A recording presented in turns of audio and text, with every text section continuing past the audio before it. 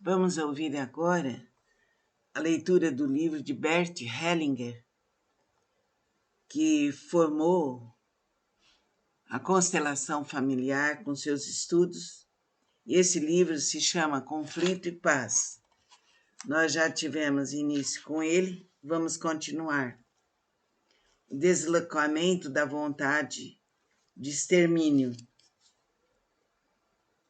No interior dos grupos em que a ordem jurídica protege o indivíduo contra a vontade de extermínio de seus semelhantes e da sua própria, essa vontade se desloca às vezes para outras áreas e manifesta-se em disputas políticas, científicas ou ideológicas, que também nessas áreas atua frequentemente uma vontade de extermínio.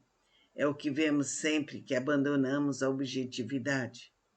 Em vez de buscarmos juntos a melhor solução pela observação e pela comprovação objetiva, procuramos difamar os representantes do partido ou da tendência contrária, muitas vezes com calúnias e ofensas. Tais agressões pouco diferem da vontade física de extermínio. Pelo seu sentimento e pela sua intenção, elas visam a destruição do outro, pelo menos moralmente, declarando-o um inimigo do grupo com todas as inevitáveis consequências. Pode o indivíduo proteger-se contra isso? Não. Ele está entregue ao conflito, mesmo que não intervenha nele. Contudo, existe o perigo de que, ao reagir a tais agressões, ele também sinta em si mesmo igual vontade de extermínio e dificilmente consiga resguardar-se dela. A justiça. Essas disputas tiram sua energia não apenas da vontade de extermínio, mas também de uma necessidade comum a todos os seres humanos, de equilíbrio entre o que se dá e o que se recebe, entre ganhos e perdas. Nós a conhecemos também como necessidade de justiça. Nós só teremos paz quando alcançarmos esse equilíbrio. Por isso a justiça é, para nós, um bem altamente valioso. Mas isso acontece em todos os casos? Ou apenas em determinado contexto, quando se trata da compensação de um bem? Pois a necessidade de justiça tem consequências totalmente diversas quando se trata de perdas e danos. Esclareço com um exemplo. Quando alguém nos faz algum mal,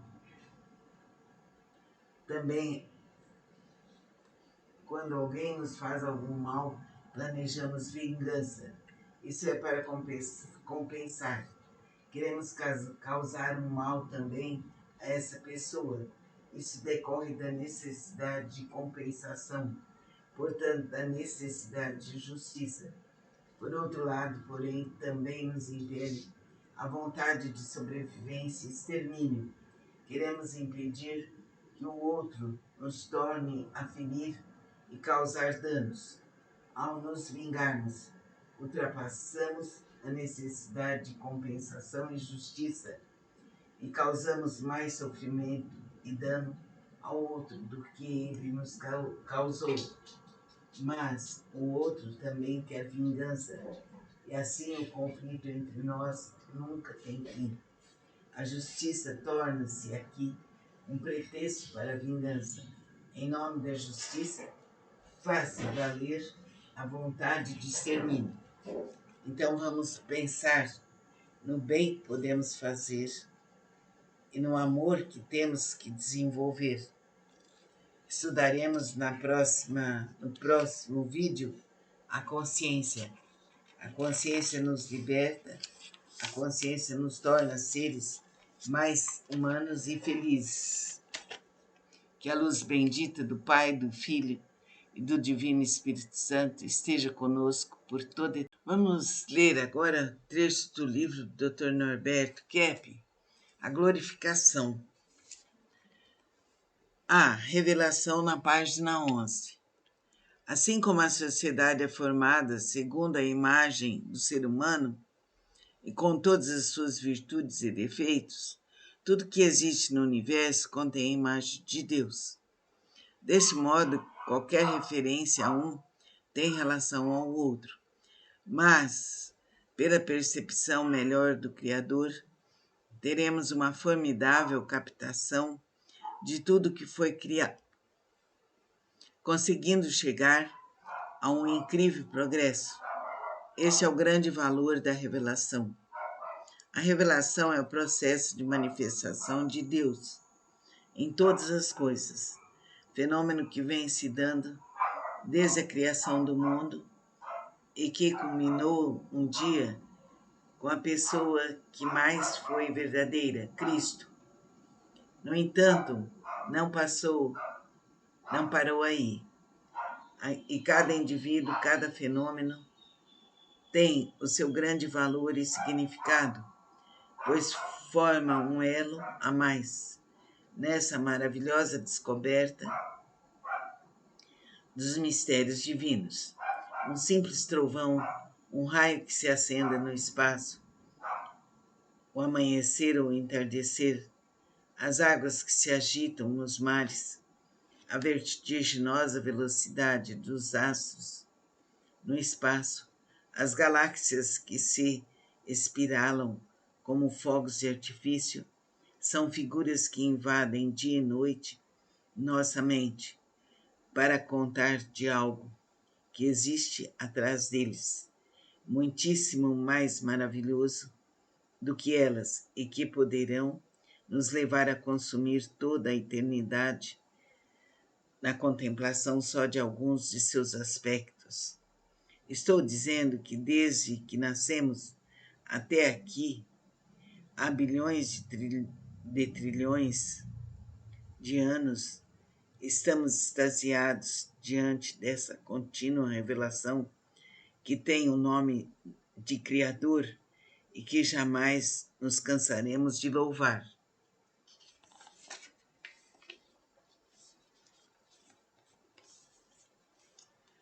A mensagem mais otimista que a humanidade recebeu foi a revelação trazida por Cristo.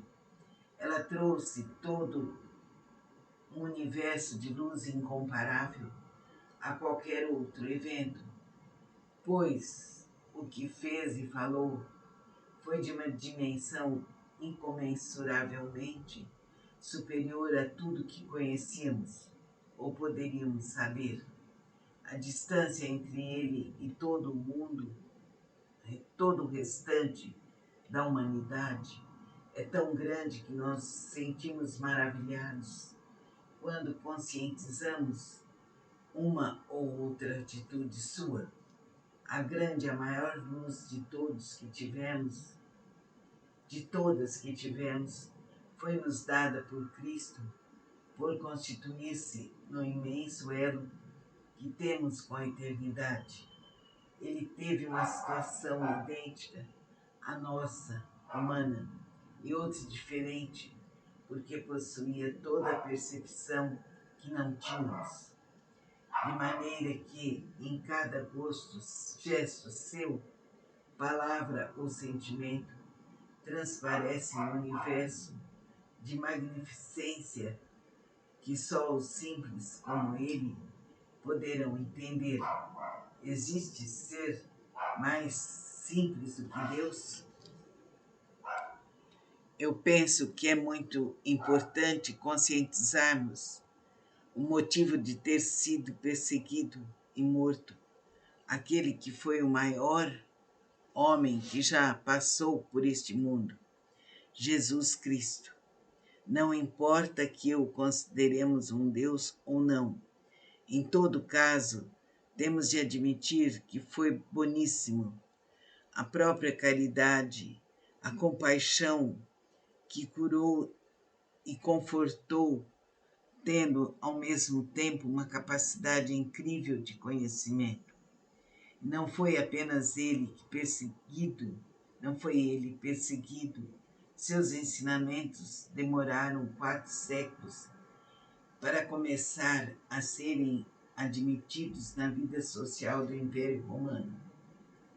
Provavelmente no setor psicológico, suas revelações até agora não foram aceitas. Por quê? Eis aqui o X da questão. Acredito que a psicanálise integral, por ser uma ciência, tem condições de esclarecer este grande equívoco que a humanidade vem cometendo com grande prejuízo para si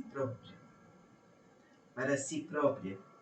De outro lado, creio que conscientizando um fato tão maléfico, pessoa alguma irá querer continuar nele.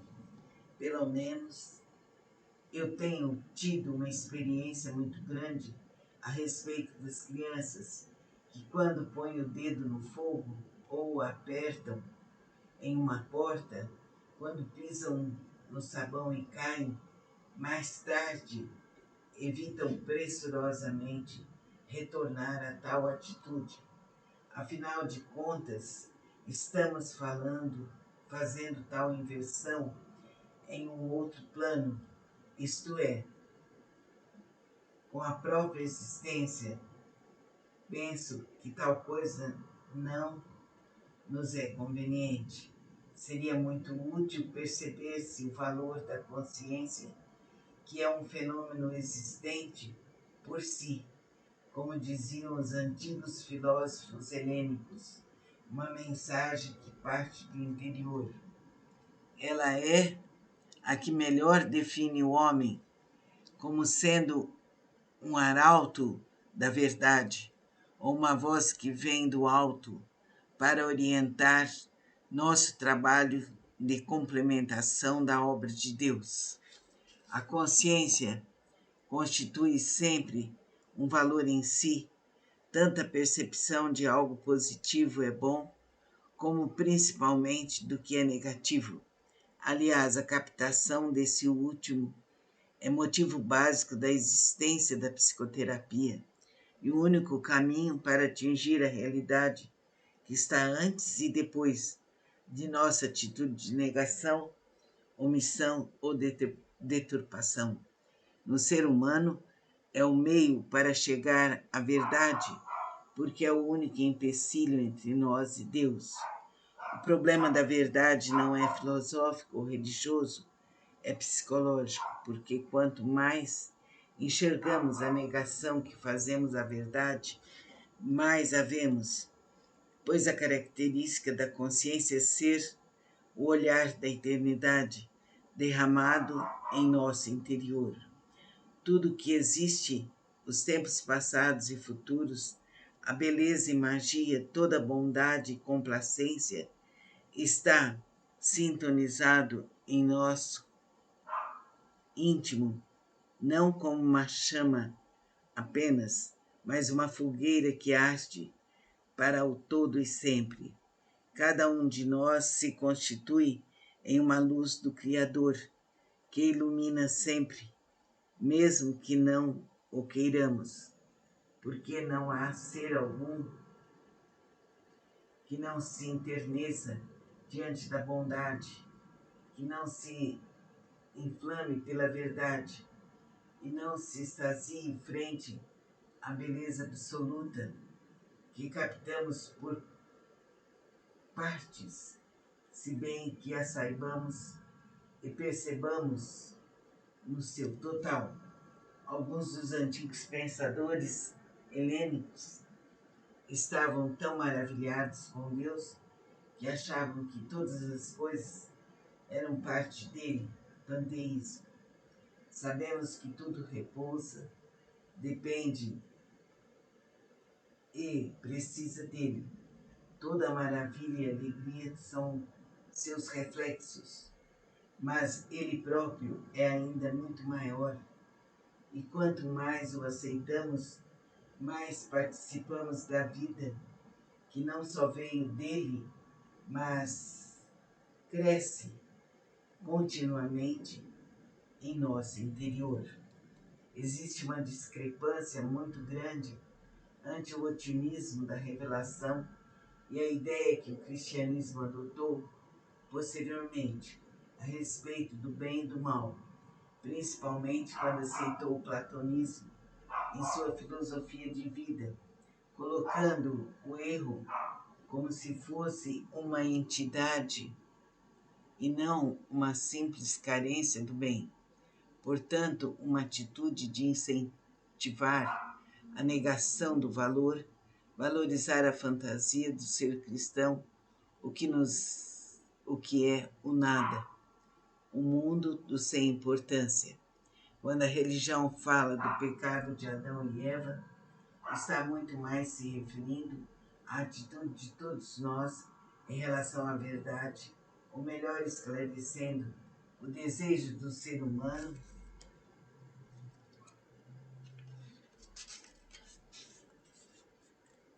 nesse sentido, não como algo que houve um dia e agora estaria nos condenando, mas como uma decisão diária da vida. O que seria essa atitude de Adão e Eva em cada momento da nossa existência? Parece-me que a principal revelação é a que diz respeito ao nosso interior, com toda a gama de verdade que contém e das de atitudes errôneas que fazemos contra a realidade, pois o único problema que existe em todo o universo é o da conduta do ser humano, não importa em qual planeta viva. Estou dizendo que a verdade, Deus, está à nossa frente, está dentro de nós, está em nós, dando-nos a mão, conversando conosco, apaziguando nossas angústias, amando-nos alegre com a nossa presença, fazendo o que pode para nos ajudar e não queremos aceitar. Então é importante esse texto da glorificação que nos alerta para a presença de Deus, que nos alerta pela presença de Jesus Cristo. Isso é extremamente uma iluminação. Isso vai nos glorificar, vai fazer com que nós estejamos livres de todo mal, de toda angústia, de toda dor. Compreendamos que as nossas atitudes é que vão fazer com que nós estejamos cada vez mais conscientes do valor que podemos ter. Vamos nos aprofundar e vamos ser mais felizes, mais profundos e verdadeiros. E vamos glorificar a Cristo e sentir Deus em nossa presença. Concentremos-nos agora.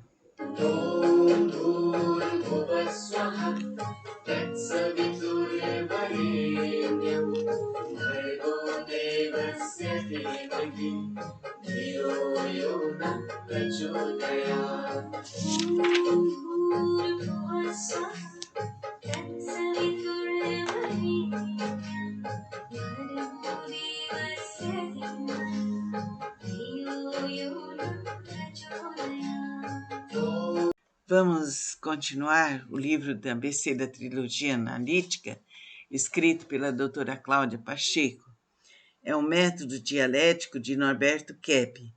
Toda ciência deve se basear num sistema filosófico ordenado, pois se a maneira de raciocinar do cientista for certa, ele chegará a resultados corretos.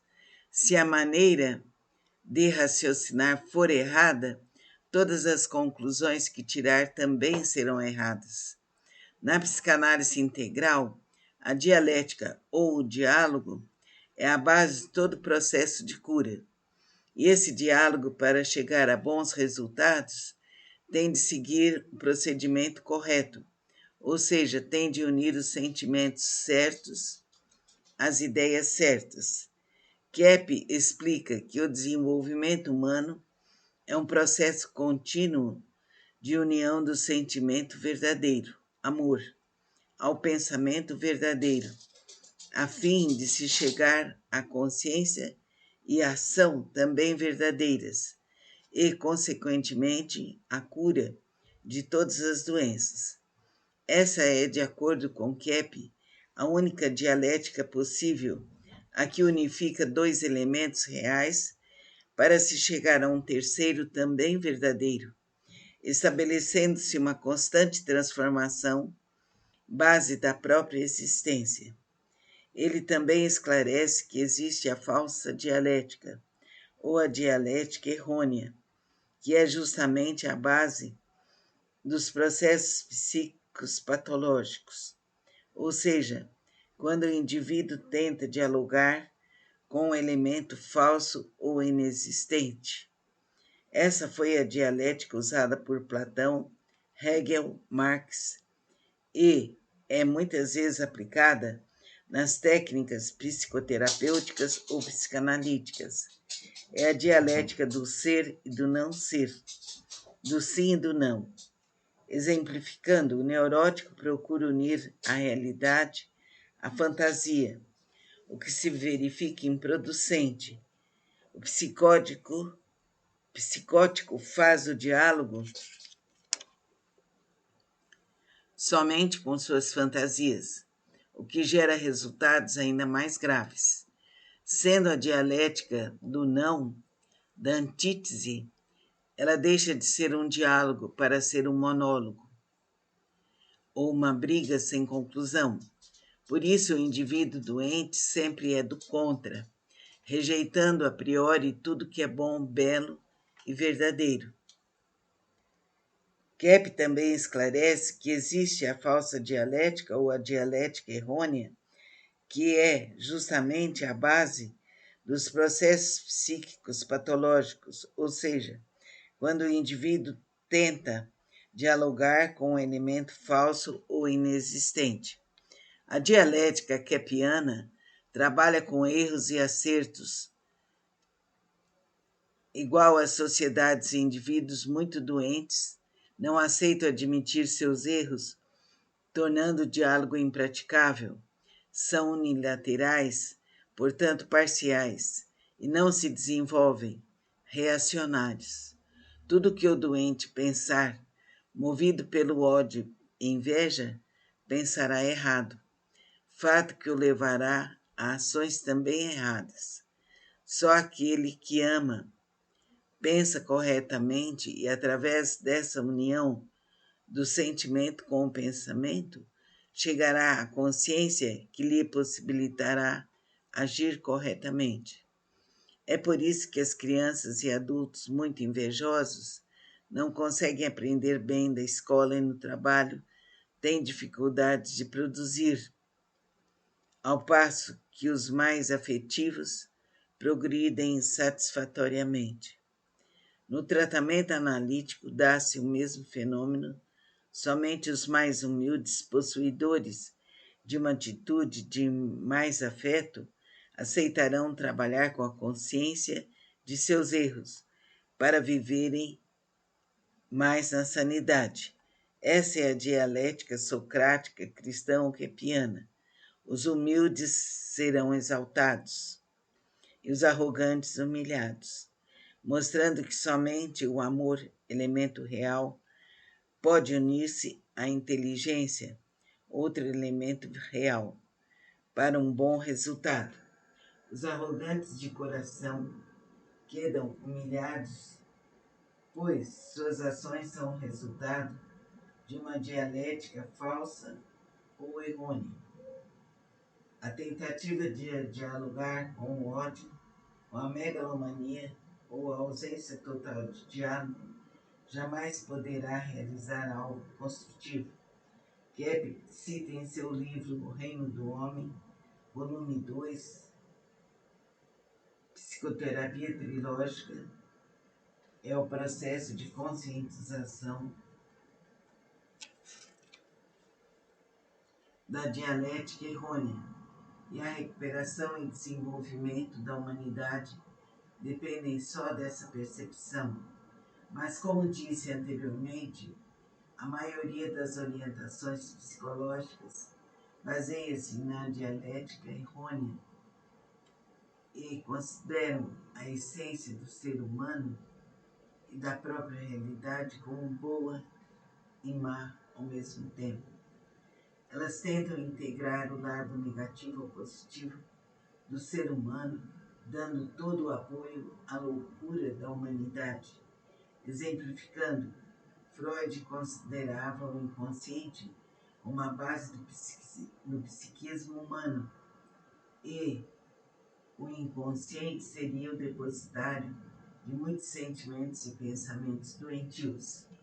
A análise freudiana leva à ideia de que a agressão, o ódio, a inveja, emoções destrutivas terão que ser integrados à personalidade, revelando a ideia de que essa união do consciente ao inconsciente patológico seria saudável.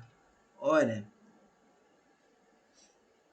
em quer dizer não, portanto, não consciente, algo que não existe, fato em si mesmo absurdo já de início. Outro grande engano é acreditar-se que o ódio, a inveja, a preguiça têm existência por si mesmo no interior do ser humano, necessitando, portanto, ser liberados normalmente sob pena de reprimidos, causarem doenças aos seus portadores. Isso levou os americanos a acreditarem que a atitude agressiva com a sociedade é altamente saudável e produtiva. Por isso vivem em guerra entre si e com o resto do mundo, acreditando estar numa conduta correta. O que precisamos integrar é a consciência dos erros e do que é negativo, para que eles deixem de existir. Essa é a dialética realista kepiana. Quanto mais humilde formos para reconhecermos os nossos erros, tudo se resolverá melhor, melhor e melhor. Vamos nos conscientizar e nos realizar completamente. Neste planeta viemos para fazer o bem, pensar o bem e realizar o bem. Namastê. Agora o livro é um livro meu que se chama Saúde, a Vida, a Alegria com o Relaxamento. A consciência nos liberta e nos faz mais presentes. A consciência nos mostra o nosso estado. Quando observamos que nosso corpo está tenso, devemos seguir o processo do bem-estar. Relaxar totalmente o corpo, respirar profundamente, seguir a suavização do nosso corpo, limpar a nossa mente, deixar o corpo suave, sereno, tranquilo. A consciência nos mostra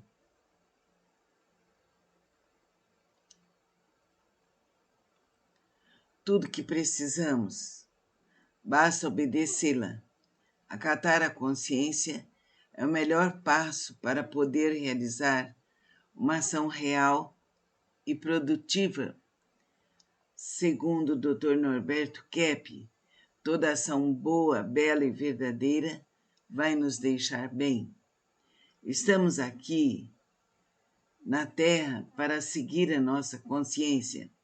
Neste livro, vamos nos conscientizar da importância e do valor do relaxamento. Assim, adote a consciência do relaxamento. Melhore sua saúde, seu humor, seus relacionamentos familiares e sociais. Você pode, você deve. Isso vai deixá-la uma pessoa mais realizada, mais feliz. Somos pessoas inteligentes. Assim, busquemos o que significa que é melhor para todos nós.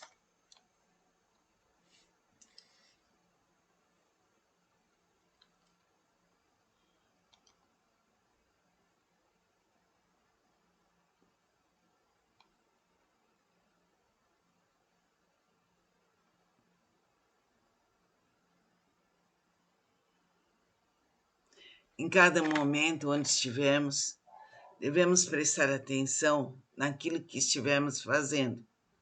Se vamos escovar os dentes, só escovar os dentes. Deixar a mente focada na prática.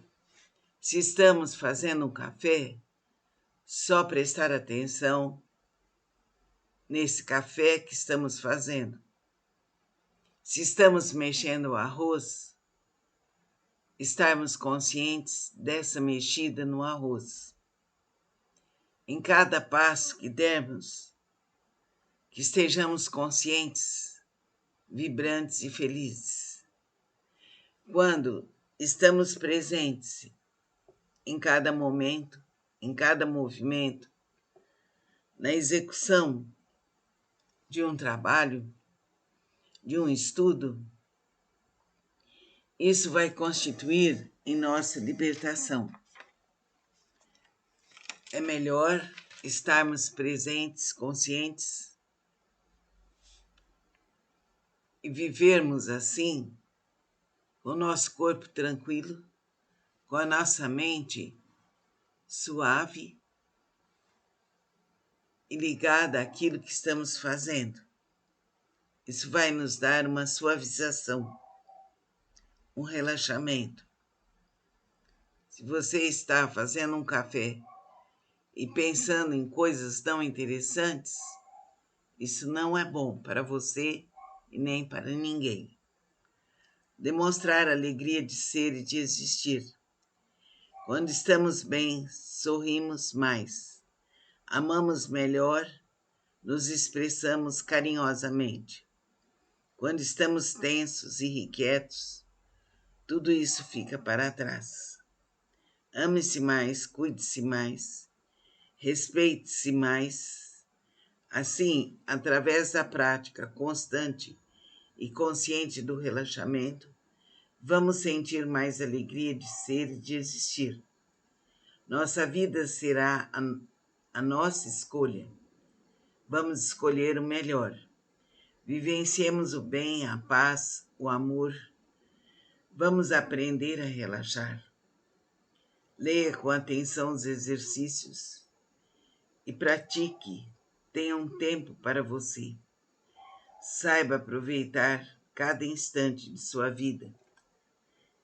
Pensemos no próximo e vamos ajudar todas as pessoas que estiverem à nossa volta.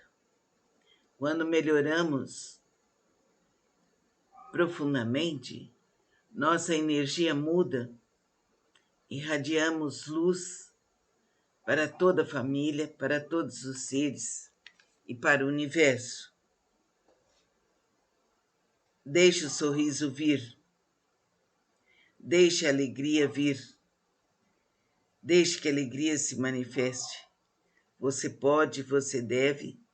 Assim, nada será impossível.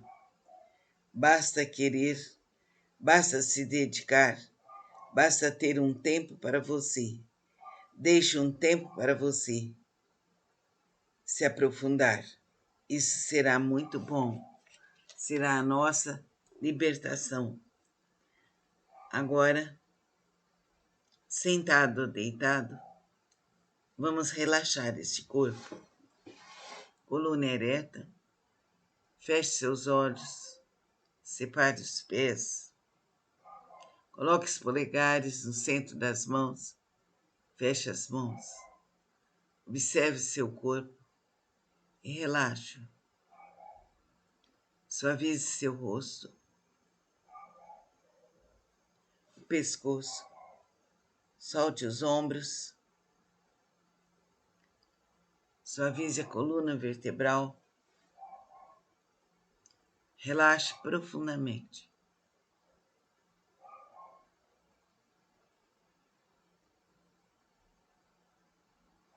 Suavize os quadris, os rins, os pulmões e toda a coluna vertebral. Suavize as cervicais no pescoço e todo o seu couro cabeludo, a testa, os olhos, nariz, a musculatura da face e do rosto. Suavize mais e mais. Os braços e mãos, as pernas e pés. Seu corpo está relaxado, está suave e tranquilo. Uma luz benfazeja, branca, vem lá dos céus, entra no seu coronário, no alto da cabeça. Beneficia seu cérebro, ilumina seu rosto. E a luz branca enrola-se no seu pescoço. E um bem-estar incrível é sentido em todo o seu corpo. A luz branca te dá paz. Entra na caixa torácica, flui nos ombros, na coluna, nos pulmões, nos rins, nos quadris. Você sente paz. A luz branca enrola-se nos quadris, no abdômen, limpa todo o abdômen e todos os órgãos. Luz branca flui nas coxas, enrola-se nos joelhos, nas pernas, nos tornozelos e nos pés. E você se solta. Você descansa na paz. Inspire pelas narinas, absorvendo a luz branca. Segure. 1, 2, 3. Solte o ar pela boca. Encolha bem o ventre. Segure. 1, 2, 3. Solte-se mais e mais. A luz branca purifica seu sangue e renova suas células. Fique assim o tempo que puder.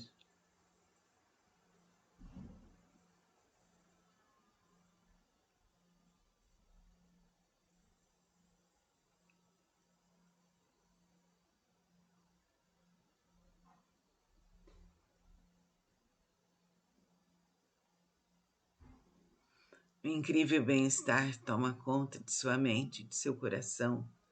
A luz branca se enrola em todos os corpos sutis e se expande para o universo inteiro.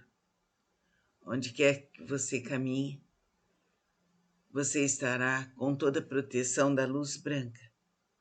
Fique em paz, dorme na paz, na suavidade, na serenidade, nesse relaxamento tão especial. Namastê. Hoje vamos dar continuidade ao livro do Dr. Norberto Kepp, A Medicina da Alma, Medicina Psicossomática.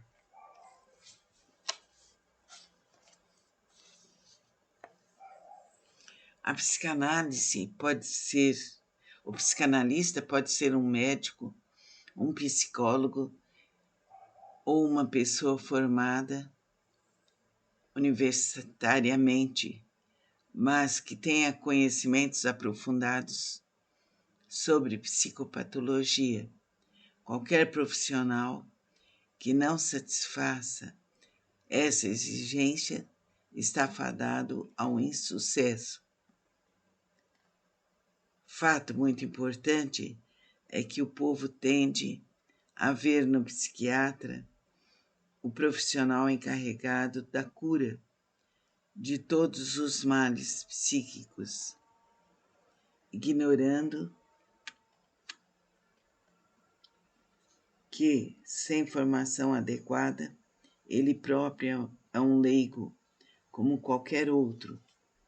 Quando se trata de psicanálise, ele é entendido em doenças mentais, em males cerebrais orgânicos e não nas neuroses, que são doenças espirituais, portanto, da alma.